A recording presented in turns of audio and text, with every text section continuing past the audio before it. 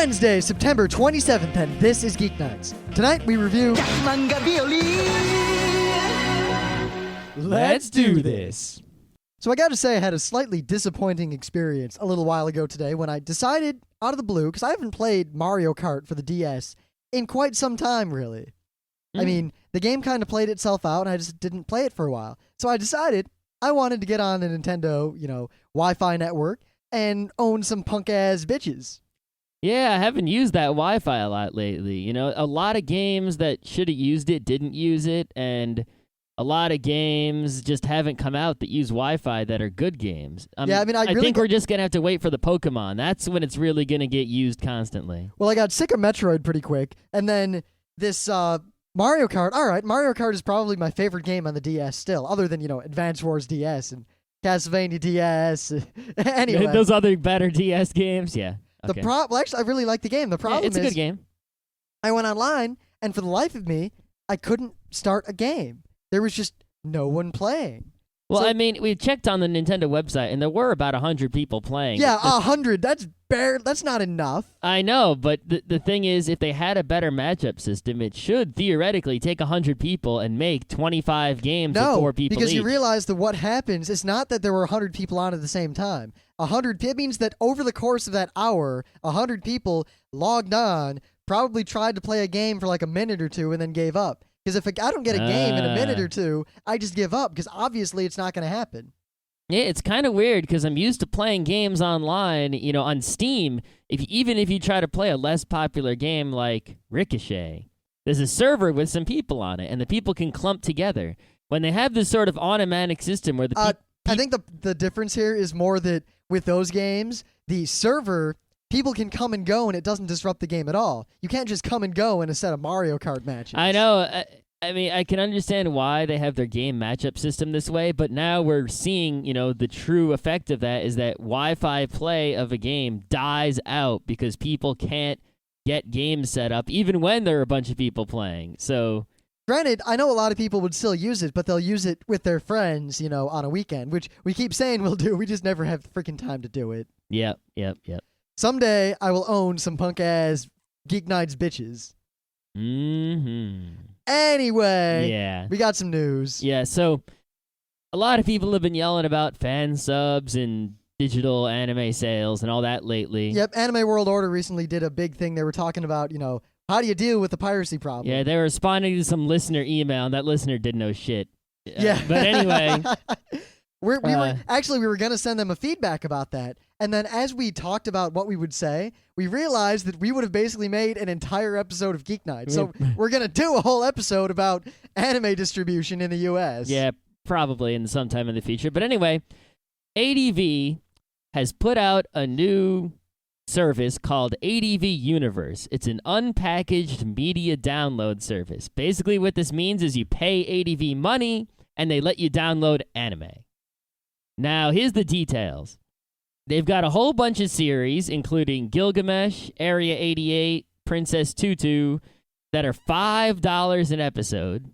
And they've got a movie and an OAV that are available for $20 for the whole OAV or the whole movie. They've also got a free, you can get Guyver, the bio-boosted shitfest, for free. Yeah, you can watch the Guyver for free. The Guyver's not the worst anime ever. No, that title is reserved solely for... It's better than MD Geist, I must say. MD Geist provided a lot of entertainment.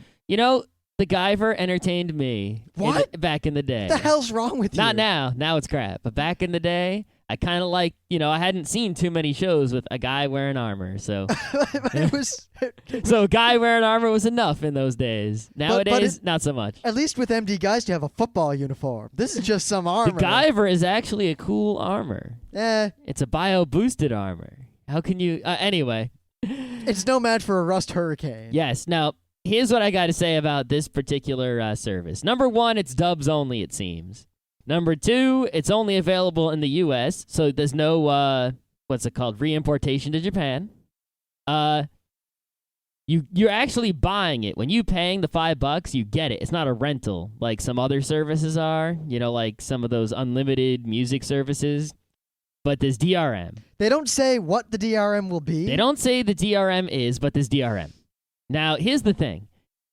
Even with the DRM, this is going to fail because it's $5 an episode. $5 an episode means $20 for 4 episodes. Guess what? No one buys DVDs for $20. Everyone buys their DVDs for less than that. No one's going to pay for less than a DVD for $20. Yep, especially when you get a DRM encumbered thing with no goodies and no physical media. Yeah. I mean, Anime World Order hit on a lot of this. So, one, we're not going to play their promo just because I really don't like podcast promos in general, but you should go listen to Anime World Order. AnimeWorldOrder.com. Yeah, we like them. Yeah. But they were talking a lot about this, and the one thing they hit on is the collector mentality, which, in my opinion, is very rapidly dying in terms of anime DVD collecting.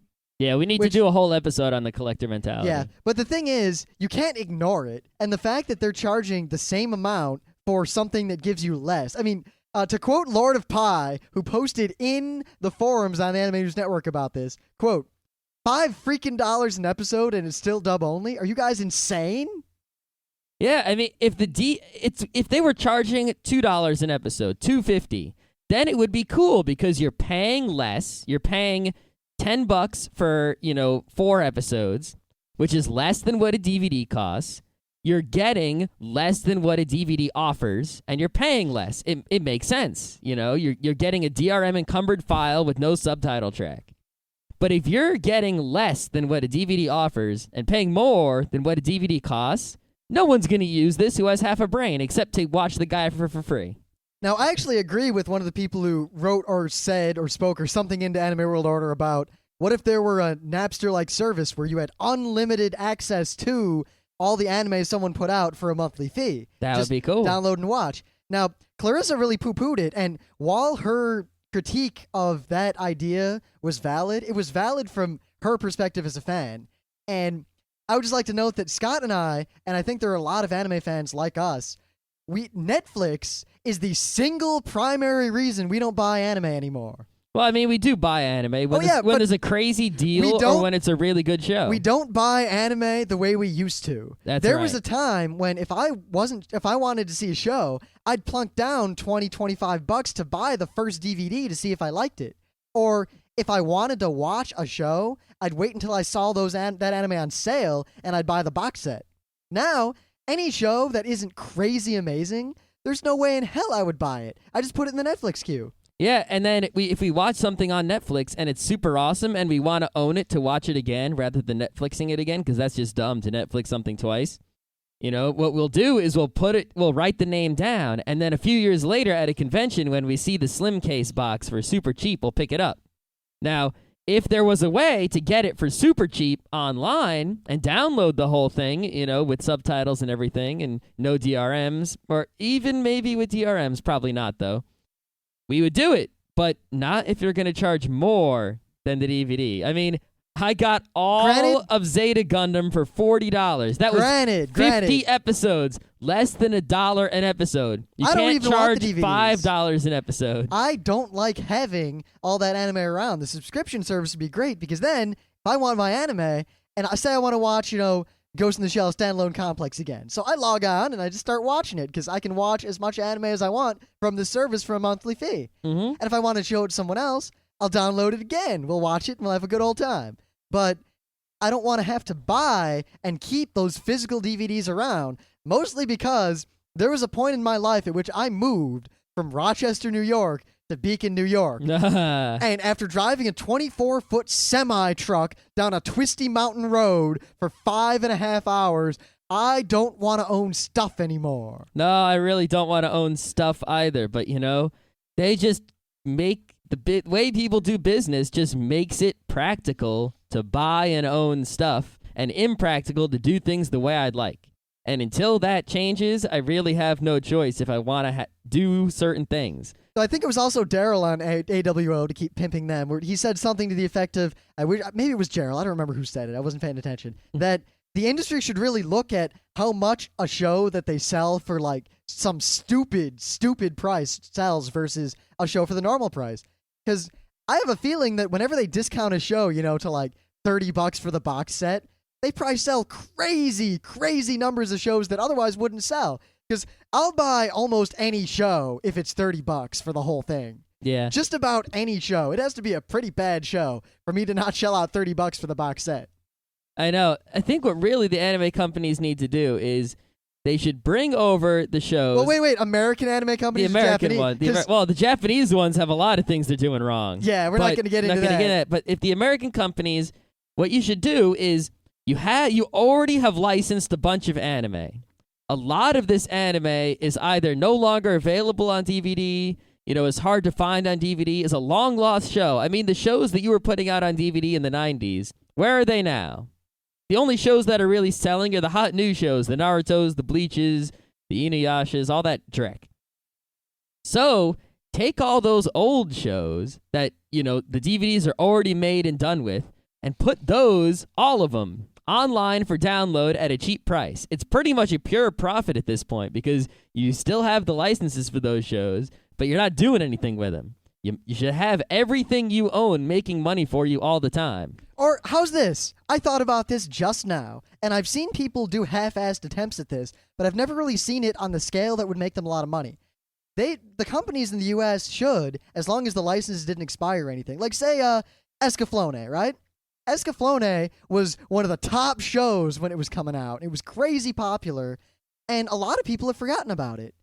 What if they took Escaflowne, they made, the thin pack, not even a collector's set, just a cheap thin pack. They mass-produced it again. They put it all out over the market, and they coupled it with a huge advertising campaign about this is classic, awesome, freaking anime. You don't even need to do that. Just when you go to make a limited run, bring it to all the conventions and sell it, and you're really because you've already paid for the license and you've already made the profit on the show long ago. The only cost is the printing and the press, of the boxes and the DVDs and the cases and all that jazz. And the mastering of the DVDs, and you could just use the old DVDs, whatever. Just print up a whole mess of them and sell them at some stupid price like $50 for a whole show or $40 for a whole show, and you'll rake it in.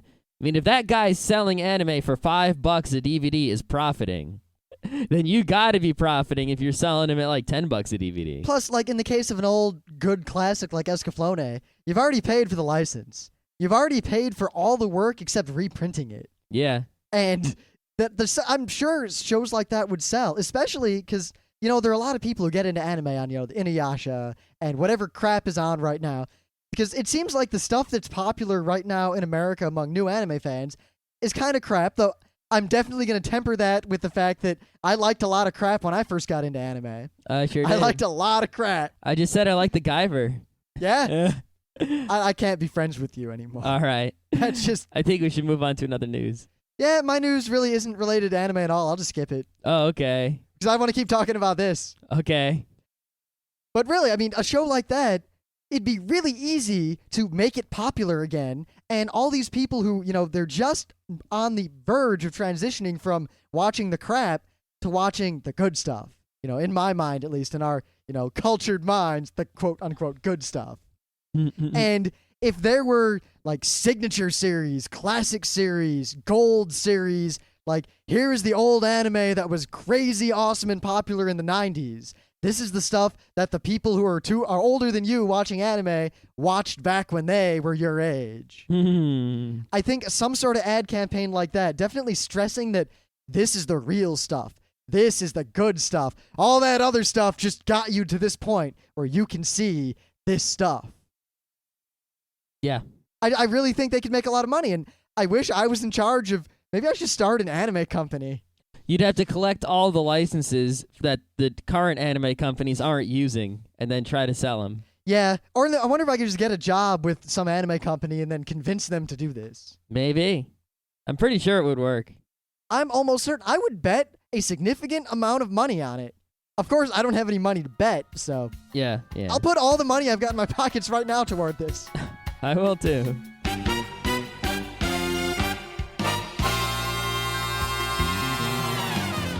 Things of the day. Oh, is this a great thing of the day, even though it is not related in any way to anime, manga, or comics? Not at all. However, I will say that I have watched this entire thing twice. Oh my god, I watched it once and I was glad when I found out I didn't have to watch it again. I only watched it again to make sure that I didn't miss anything, because I will never need to watch anything like this, at least for another 5 years, while the idiots of the world work diligently to create enough material to make part 2.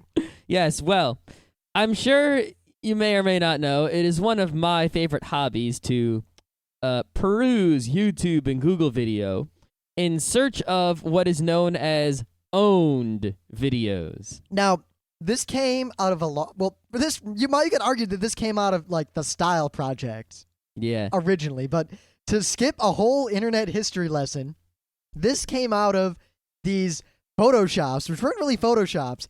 If you found a picture of someone getting, in the vernacular, owned, as in getting their full comeuppance in some way, or in some way getting totally hosed by something, photoshopping the word owned onto the picture and putting it on Fark.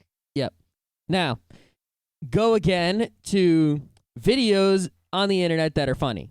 And YouTube has really helped this along, and so has Google Video. But prior to that, there were still websites like College Humor and others where there would be videos. And on peer-to-peer networks, there would be videos, WinMX and such. And these videos would be very short, 1 to 2 minute videos that usually involve someone getting hurt, such as Puddle Jumper. Yeah, see, there was this set of them, like this set of these videos that circulated the internet far and wide, and pretty much everyone our age has seen all of them. Yeah, Bus Dodge. Bus Dodge 2000. Which is at RIT. Death Chaos, what's it? That's different. That's not an owned video, but some of it has some owning in it. It is in the similar vein to the owned videos. It is. Now, someone very smart, a very smart person who's much smarter than we are, went around the internet, mostly the YouTubes and the Google videos, and they collected 450 owned videos. 450 idiots hurting themselves. 450 guys on bicycles falling down and hitting their heads. Yamakazes failing to make that critical leap across 2 high buildings. People at weddings fainting. A whole section of people getting hit in the balls with balls. It is just an idiot jumping down an escalator and landing on his face and breaking it. Someone deciding that the best thing in the world they can do is run up to a jack-o'-lantern full of gasoline and on fire and hit it with a golf club. Yeah. He took 450 owned videos and combined them into a single 33-minute long owned video. If you watch this, you will not need to watch another owned video for probably the next 5 years. I also think you will lose any sense of compassion for any human being that harms themselves due to no reason other than their own stupidity. Yes, that's pretty much what this is for. I mean, it will also make you laugh hysterically unless you're a bad human being, in which case... See, the thing is really well crafted and well timed. I mean, it's set up in all these sections. Like, there'll be a section of people getting hit with balls. There'll be a section of people almost getting owned, but not getting owned. Like, a few of them, like, you cringe, like, oh, wow, oh my God. But then right after that, there's a really funny one, just like a guy's pants fall down. Yeah. Now, there are, I've seen a lot of owned videos in my day, and I'd say 99% of them made it into this compilation. However, there were some that didn't make it into the compilation, and I hope those will be compiled in the future. Yeah, now, a little warning. Technically, this is a snuff film because I am sure that at least one of those people died. Some of those people had to have died or come near death. Luckily, there's no other than, well, no, there's really no obvious, like, wow, that guy's dead. Yeah. And also, there's one that with this train where you're certain that you're going to see someone die. Like, oh my God, this is, and you're about to look away, and then nothing bad happens, and the guy totally dodges the train. Yeah, it's pretty crazy. Pretty crazy. But all this is a video of people doing stupid shit in some way or another and getting hurt. Usually getting hurt. Sometimes they barely escape pain. See, now, I wouldn't enjoy a video like this at all, except for the fact that most of the people involved, it's not like these are people who are just innocent, normal guys getting hurt seriously. It is innocent people getting hurt in minor and funny ways. Yeah, I mean, Or stupid people harming themselves horribly. yeah, for some reason, it's like if I see a video of a guy like, getting bumped on the head walking down the street by like, some punk kids, I get all like, hey, if I see someone getting hurt and it wasn't their fault, like let's say, a building just collapses on them, I'm like, oh shit. But if I see someone do something to hurt themselves, like that idiot who was wearing the polyester banana suit and set himself on fire with rubbing alcohol and got, horribly, horribly burned and was like, should have gone to the hospital, I just laugh because he did it to himself. And that's what owned videos are all about. Now, fitting with the owned video, my thing of the day is the exact opposite. This is the one guy. I mean, a lot of these stunts in the owned video are people getting hurt trying to do very dangerous or very difficult things. Like skateboarding in loops or, jumping bicycles over things and all sorts of dangerous shit. Yep. But this is a video of the one guy, the one out of a 450 who tried to do these things, didn't die, and got very good at it. This guy, whose name is Ryan Leach, and the lifestyles of the rich and fabulous. Yeah. Anyway, this guy is probably the almighty god of doing weird stunts with mountain bikes. Yeah, I mean, you've seen those guys with the stunt bikes, the ones with the pegs and the small wheels. And, they do all kinds of stunts with those things. They grind down rails and then they go up ramps. This guy has a mountain bike meant for mountain biking.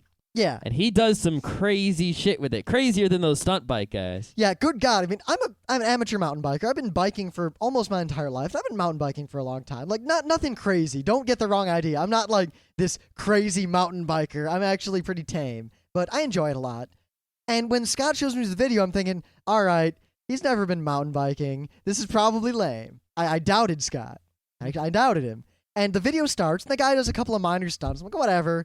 That's kind of tricky, but it's not so bad. And then he does some pretty freaking amazing things suddenly.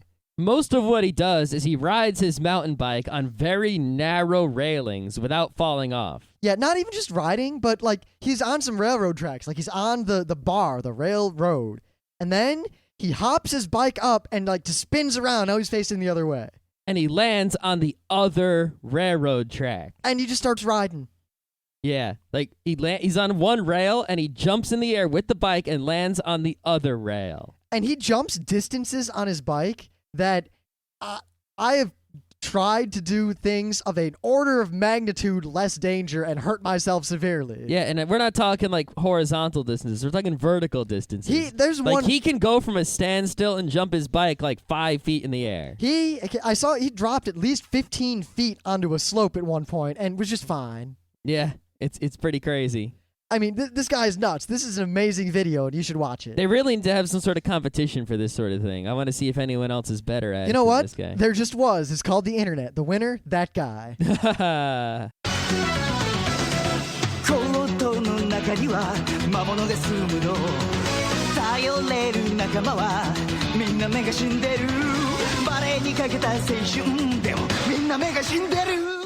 Gag Manga Biyori. So, in case you didn't catch what we've decided to talk about today, Gag Manga Biyori. We're going to talk about one of the newer anime we found that is probably very close now to my top 10 comedy anime ever.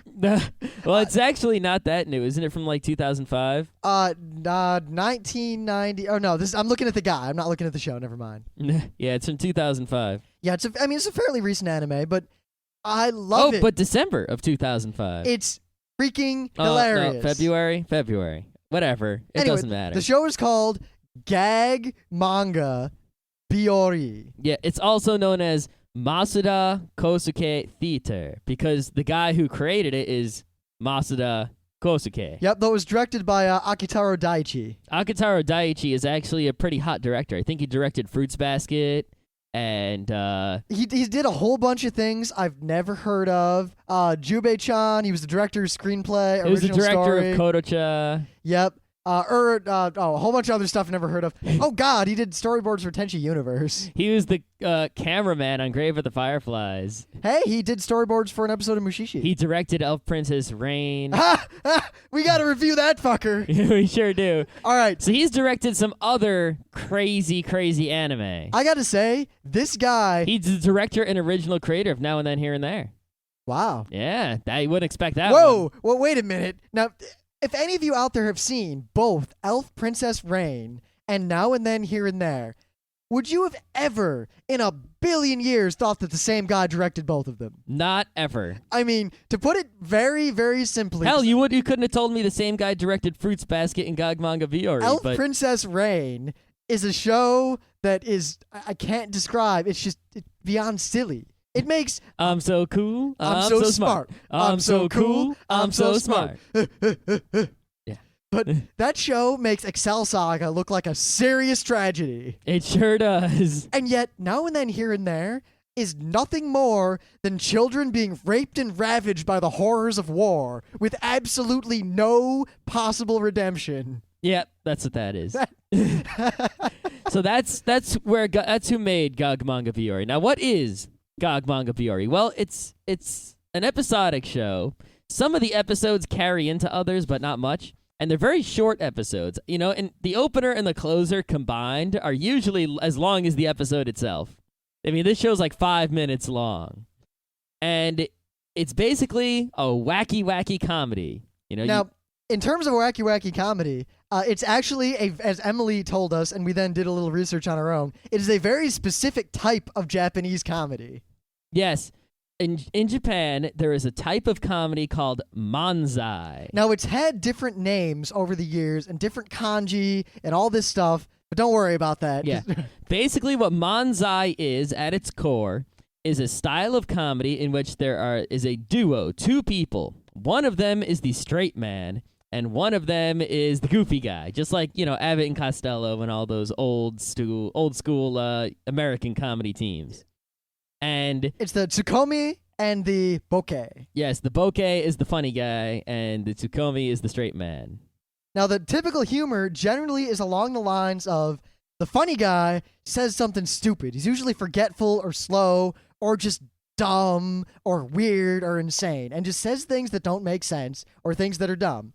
And the straight man just basically yells at him like, wow, you're stupid. You're the stupidest man I've ever met. Oh my God, how could anyone be as stupid as you? And interrupts him and hits him over the head. Yeah. Now, in Azumanga Daioh, you might remember these scenes where Tomo-chan would, you know, hit or, you know, slightly slap Osaka and then say something like, what the hell? Or, nande. Nandere. Yeah. They were making fun of manzai comedy because manzai comedy has been associated with Osaka. In fact, to quote probably the least credible source in the world from Wikipedia here, quote, in recent times, manzai has often been associated with the Osaka region, and manzai comedians often speak with a Kansai dialect during their acts. Right. So what Tomo-chan is doing, the joke is that, you know, because Osaka is from Osaka, she's trying to do this manzai act, you know, to show that, you know, she's more manzai funny than Osaka is, I guess. And that's why it's not funny to us, and you go, what the hell? What the hell? But, I mean, if you haven't seen these shows, it might sound like it's stupid. But if you haven't seen Abbott and Costello, it sounds like the stupidest thing ever. You gotta roll with this. Yeah. You've got to just watch this show with an open mind, and I guarantee you'll be laughing by the end of the first episode, which is probably the best episode. Now, the way Gag Manga Biyori goes is, you know, basically the format of an episode is there's some sort of setting and some sort of setup for a plot, and there's one character who is the straight man and one character who is crazy. And the crazy person, at least most of the time in Gag Manga Biyori, seems to be saying things seriously, like something serious. Something serious. And the straight man who, you know, is intelligent and isn't a crazy person is going, oh my God, oh my God, oh my God, oh my God. Yeah, like, I'm going to visit the Emperor of China. Oh, I'll advise you. I'm going to bring him, I don't remember what the episode was about, but I'm going to do something really, really, really, really, really, really, really stupid. And the guy's like, what? But he'll kill you. Oh my God, what's wrong with you? It's like, and then I'm going to blah, blah, blah, blah, blah. And the show just goes nuts from there. A good example of the show, I think, is the second episode. Yes. Is it really the second episode? The one with the girl who draws the No, that's the second half of the first episode. in the second half of the first episode. We I can't think. ruin the first half of the first episode. Yeah. The first episode is probably the funniest thing in this show. All right, I'm gonna explain the second half of the first episode to give you an idea why this is funny. Here's the setup. The straight man is a guy who runs a company that sells bread, I think, or some sort of cookie or something. And in the cookie is included a collectible Dokemon sticker. Dokemon is obviously a play on Pokemon. Yes. Now, he has one employee who is drawing the Dokemon stickers, who is the not straight person, the bokeh. The thing is, she acts very calm the whole time and very serious, and he just loses it. Yeah. Yet they're playing these reversed roles. Yep. So she says something like, he's like, why, look at this Takeru-kun that you drew. Takeru-kun is like the Ash Ketchum, and he's like, look at the one in the anime. Why aren't they the same? And he says, how come you haven't drawn any monsters? The monsters are what kids like in Dokemon. Why are all the stickers Takeru-kun? And she's like, Takeru-kun is the only one in my Dokemon world. And then she says it perfectly seriously, and he's like, "Oh my God, how am I supposed to sell bread with all these stickers? Oh my God!" Like she starts going, like she's saying crazy things. She's like the epitome of scary fanfic writing fangirl crazy person. Mm-hmm. But she's saying it in this. Takeru-kun is the only person in my Dokemon world. I don't like any of the monsters in Dokemon. Blah, blah, blah, blah, Look, blah. when I tried to draw the monsters, they're not very lively. And you got a picture of like a chicken cooking over a fire. Yeah, like she's drawing the dragon from the show dead cooking over a fire. And the guy's just like, what? You're insane. Blah, blah, blah, blah, blah, blah. Yeah. Now, again, it might not sound that funny with us describing it. There is no way I can express to you how hilarious the show is because it's kind of like trying to describe a joke without telling the joke. Exactly. Now, in future episodes, there's a lot of stuff that kind of plays on Japanese history and old Japanese stories a little bit. Yes, the one I really like to talk about is everyone remembers when, Perry and the black ships coming and opening up Japan. Mm-hmm. But there was another man sent somewhat later named Harris. Yeah, no one really remembers Harris. Well, Emily remembered Harris, but she knows a lot about Japan. Yeah, and I heard his name maybe once before watching this show. But people in Japan know who Harris is because they learn about him in history class. So Harris is there, and he's talking about how he wants to be known in Japan. He wants to make his mark like Perry did. And he has this Japanese guy with him as the advisor. And it gets to the point where he's like, I know how I'll be remembered. And he opens this notebook, and he's drawn this Geiger-esque, horrid, like, monstrosity of a monster train. Like, it's got this Medusa face on, like this fucked up thing. And he's very calmly, he's like, I will build this and I will ride about in Japan and blah, blah, blah, blah, blah, blah, blah. And then people will remember me. I will have a legacy. And the Japanese guy is like, what? That's crazy. What's wrong with you? This is insane. You can't build that. And then he pulls the book down and there's a window behind the book and he's already built the thing and it's sitting out there in all of its horrid glory, ready to go. And then it just gets crazier from there. I think that's actually the second episode with Harris. In the first episode with Harris, he's like, I know, I'll run around naked. And he runs around naked. Yeah, he's like, I know, I'll eat some dirt. That'll make the Japanese notice me. And the guy's like, they're noticing you, but they just think you're insane. What the hell's wrong with you? I should just kill myself. Oh, my God. Yeah. It's just, it's a bunch of jokes just like that. And it's just crazy stuff happens, which is funny. And then the one normal guy watching the crazy stuff happens reacts in a funny way, and it's funny again. And any one of these jokes would get old if, you tried to carry them on for a long time. But since each episode is maybe 5 minutes, and some of the jokes only go for half an episode, it gets funny, and then as soon as the joke runs out, show's over. Watch the next episode. Yep, like the first episode, because I really can't ruin or even talk about what goes on in the first episode. With the stickers. I hope I'm not hyping it up too much, but I couldn't breathe laughing, but because it, like, a little funny thing happens, and a weird thing happens, and a funny thing happens, and as you're watching, like, you're kind of chuckling a little bit, like, and with every few seconds, as some more things happen, the laughter grows, and, like, the feeling of humor in your gut grows and grows and grows and grows and grows. And then it tapers off at the end. The guy's walking out to his car. It's the end of the episode.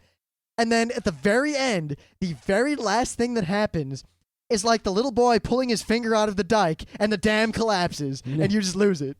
Yeah, another thing you had to know about this show is that the pacing is very fast. I mean, They talk like this. They just keep talking as fast and fast and fast as possible, and you can almost barely understand what they're saying. If there weren't for subtitles, I wouldn't even be able to deal with it at all. yeah, well, I mean, if we knew Japanese, we'd probably be okay, because it's like the Micro Machines guy. We can understand what he's saying, but barely. yeah, the subtitles are going to disappear pretty quick. If you want to get everything you can out of an episode, you're probably going to need to watch it twice, unless you're just really good at reading subtitles and looking at the pictures, because there's a lot of also subtle jokes that are hidden without the episode that you have to be quick about. Like in the very first episode, it like pans across this room with 4 characters, and their names are written in very small subtitles, like someone the bear eater or something like that. Yeah, no, these are all like marketing executives in a company. And one guy's like John the human computer and Jake the chain wielder. And if you don't look closely, you're not going to see the joke that, hey, that guy's name is chain wielder.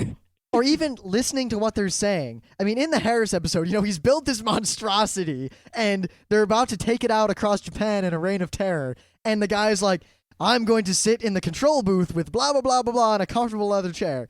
You will sit on this platform and the bottom of the machine that will be moving up and down incredibly fast to the point that it will probably kill you. And the guy's like, what? But that's just crazy. Why does my seat have to move up and down? And the guy's like, well, obviously because it's attached to the wheel. But then he goes on and he talks about how there are only 2 options. Now, this is just like a throwaway. There are only 2 options in the control booth. The first option is bomb the wrong place. The other option is self-destruct. Why would you make those buttons? Why would you make... And then, now, I hope that's not just an error in the translation, but I don't think it was because Emily watched the episode with us. Mm-hmm. But bomb the wrong place. Yeah. What kind of mind thinks of a joke like that? That is... Someone who's making fun of the U.S. who makes devices that has a button that says bomb the wrong place. I don't know if he was making fun of the U.S. or if he's just insane. I don't know, but it's hilarious. I mean, it is a gag manga. It's not meant to be serious. It's just wacky, wacky, wacky. Now, I would also like to say that, I mean, I like the opening song. I really like it. I like it too. But the closing song, I mean, you'll be laughing. It's priceless.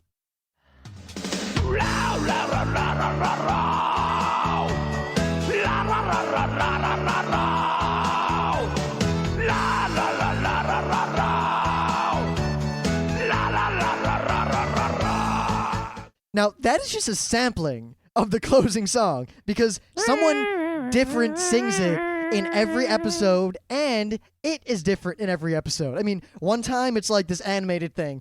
One time it's this sketchy animation of a fat guy singing it, and this other guy pinching his nipples. Yeah, don't ask me about that one. And one time, and I fell off the couch laughing. It was this robot, this poorly animated robot, and superimposed a normal person's lips singing the song, and for some reason it was just disturbing and hilarious.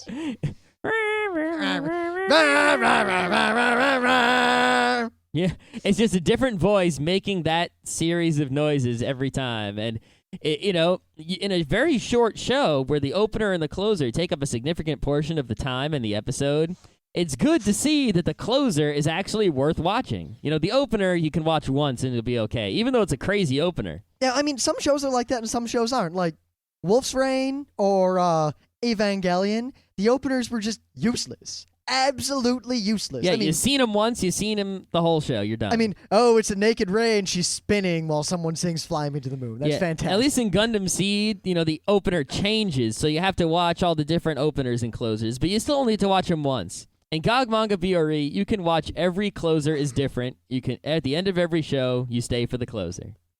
And at any moment when you think, all right, this joke is played out, they immediately change to another joke. Yeah, the timing of joke changing is pretty much spot on. Now, if we haven't sold you on this show, which I don't know how well we can because it's really, really hard to explain this type of humor. Yeah, pretty much you're either going to find it absolutely hysterical or you're going to think it's the weirdest thing you've seen in your life and that anyone who likes it and laughs at it is fucked up.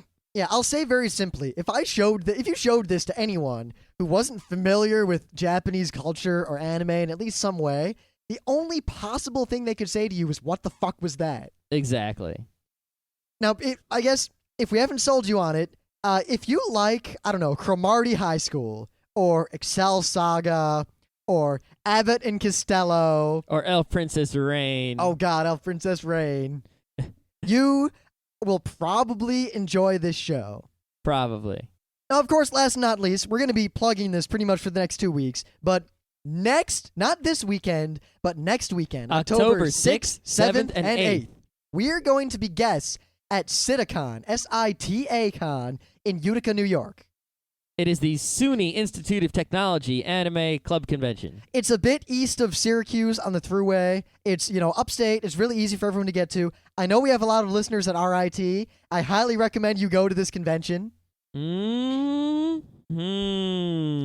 we're going to be guests. We are doing, among other things, our anime match game show, which people from RIT may remember being run very successfully. It's kind of based on that 70s match game. Yep. We're going to be on this huge podcasting panel with, among other people, perhaps my favorite podcast in the world, Fast Karate for the Gentlemen, and their Rust Hurricanes. What's up, David Joel? Yeah, I've listened to about 10 of their episodes in the past 4 days. DavidJoel.com. Yeah. I mean, they are about as professional as we are unprofessional. They're pretty unprofessional. But the thing is... But that's what makes them awesome. It doesn't hurt their show at all. It doesn't, because their show's all about what they say and nothing else. Their show is about being unprofessional. They're unprofessional professionally. That's damn right. But and a whole bunch of other people. I don't even remember who all we're going to be with. Entertainment System, the band that's awesome. Martin Lung, the video game pianist. One half of the Ninja Consultants. Aaron from the Weekly Anime Review podcast. The Night Shift podcast. Yeah, Happy House of Hentai. Happy House of Hentai. And, I don't know them. I don't know if they're good people or not, but I'm not about to listen to a hentai podcast. Sorry. Yeah, unless it might be funny. It might have nothing to do with hentai. That is a possibility. I'll have to investigate. I mean, Dave and Joel have nothing to do with karate or gentlemen. Oh, they have much to do with gentlemen. You are quite mistaken. Anyway, we're also going to be doing, a Geeknights meet and greet panel, which will be interesting because I don't know how many of our fans who already know us are going to be going to this con. So it might just be fans we pick up at the convention. It might just be us hanging out in a room going, woo! We're also doing a podcasting workshop. Yep. And we're going to be sitting on a Your Favorite Anime Sucks or something to that effect panel. Yeah, we got to see how that... I'm not 100% sure about that, but yeah, we're probably... We're probably going to be doing something hilarious with Dave and Joel. Yeah, and maybe someone else, I don't know. I haven't gotten the full details on everything yet, so we're giving you the unfinished details. What's it called? The rough...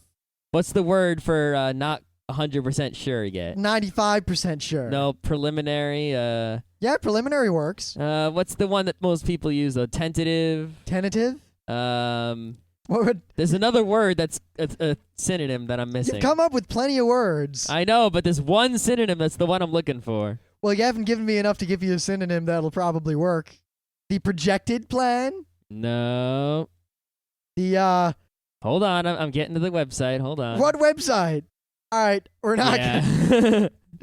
Way to go. Yep. If it weren't for the fact that we'd be stealing, there'd be a thought bird right about there. There would be.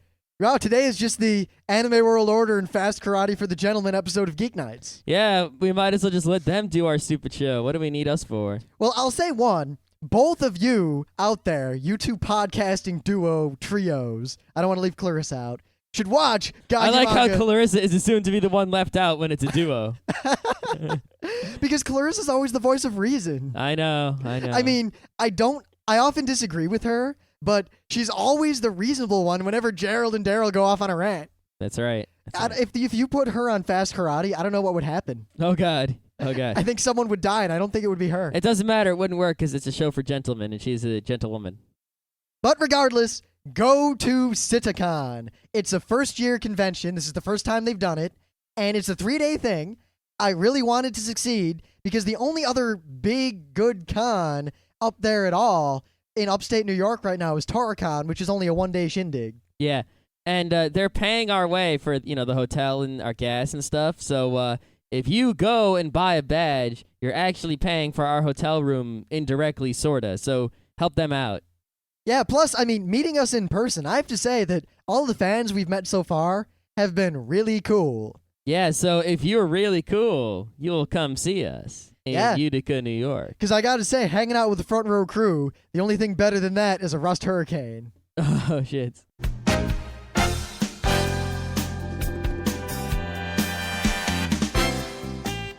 And that was Geeknights with Rim and Scott. Special thanks to DJ Pretzel for our opening theme. Be sure to visit our website at www.frontrowcrew.com. If you like our podcasts, you'll love our forums. Make sure you visit them. You can send your email feedback to geeknights@gmail.com. And if you want, you can leave us a voicemail at 206-333-1537. Geeknights airs every weeknight, Monday through Thursday. Geeknights is recorded with absolutely no studio and no audience. But unlike those other talk shows, it's actually recorded at night.